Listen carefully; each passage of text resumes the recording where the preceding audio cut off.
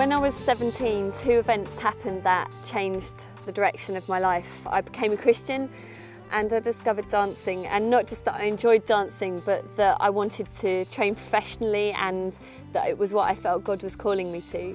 And it was an incredible time in my life. Spiritually, I was just flying. I felt like I was really hearing God speak to me.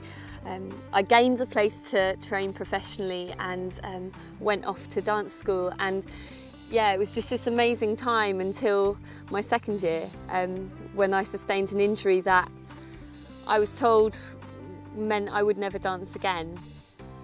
And I was completely heartbroken, and I had to leave where I was living and move back home. And I was just devastated and so angry with God, if God even did exist, if if it had all been for real in the first place. And I ended up going and working in television and moving in with a guy who's a producer, and when he moved to LA, I went with him. And I guess I lived for a few years what one might call the kind of Hollywood party lifestyle, the drinking, the smoking, the A-listers and the drugs and all of that business. And it was pretty wild, and I knew it wasn't what I should really be doing, but I didn't care. I was so angry.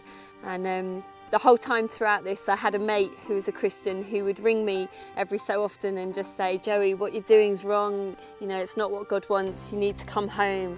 And when I eventually did come home, we met up, and he took me to his church. And I'd always imagined that it was so amazing being a Christian with this, with a testimony where you'd had this wild lifestyle and then you'd turned to God.